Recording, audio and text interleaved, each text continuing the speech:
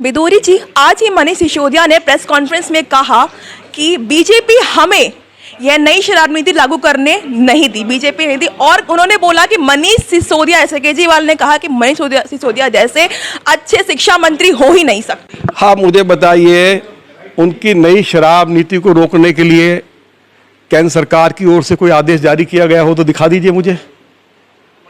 जिन क्षेत्रों में non confirming area में, यदि मैं हिंदी में कहूँ, रिहायशी क्षेत्रों में शराब के ठेके हमारे कानून के मुताबिक खुल ही नहीं सकते, और इन्होंने शराब के ठेकेदारों से सैकड़ों करोड़ रुपया लेकर उन क्षेत्रों में शराब के ठेके खोलने की अनुमति दे दी।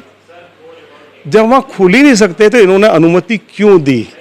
वे बताएं कि कमीशन 2% से बढ़ाकर 12% क्यों किया गया। मैं पूछ रहा हूँ कि वे बताएं कि ड्राई डेज की संख्या 21 से घटाकर 3 क्यों की गई। मैं उनसे पूछना चाहता हूँ, बगैर दिल्ली पुलिस की एनओसी के उन्होंने शराब सर्व करने का समय प्रातः शाम को 11 बजे से बढ़ाकर प्रातः 3 बजे क्यों किया? क्वालिटी की टेस्टिंग जो है दिल्ली सरकार नहीं करेगी, शराब के ठेकेदार करेंगे अपनी लैब में। ये अधिकार उनको क्यों दिया?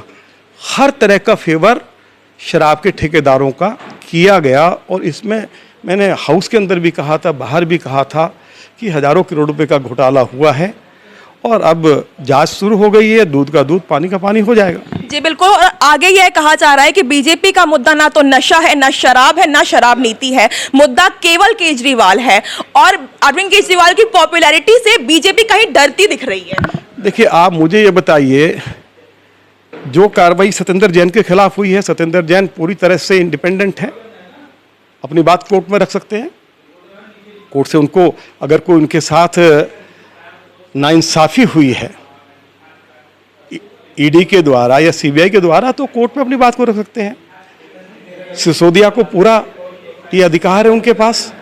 यदि उनके खिलाफ कोई मामला दर्ज हुआ है और उसमें सच्चाई नहीं है, तो कोर्ट के समक्ष पेश होकर अपना पक्ष रख सकते हैं, और वो कोर्ट फैसला करेगा।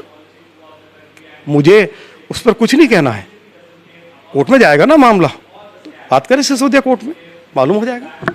सीबीआई जांच हो रही है, तो कल ही राघव चड्ढा ने ये बोल दिया कि अगर सीबीआई जांच होनी थी तो बुंदेलखंड एक्सप्रेसवे पर सीबीआई जांच क्यों नहीं हुई, जहां पे नरेंद्र मोदी ने उनका उद्घाटन किया। बात यह है, मैं जो इश्यू है, मैं नहीं चाहता हूं कि वो डाइवर्ट हो। इश्यू है दिल्ली की नई एक्साइज पॉलिसी, जिसमें हजारों करोड़ रुपए का घोटाला हुआ है। उस पर वो चर्चा करें, जहां चाहें विधानसभा का सत्र बुला लें, राघव चड्ढा जिस चैनल पे चाहें मेरे साथ चर्चा कर लें।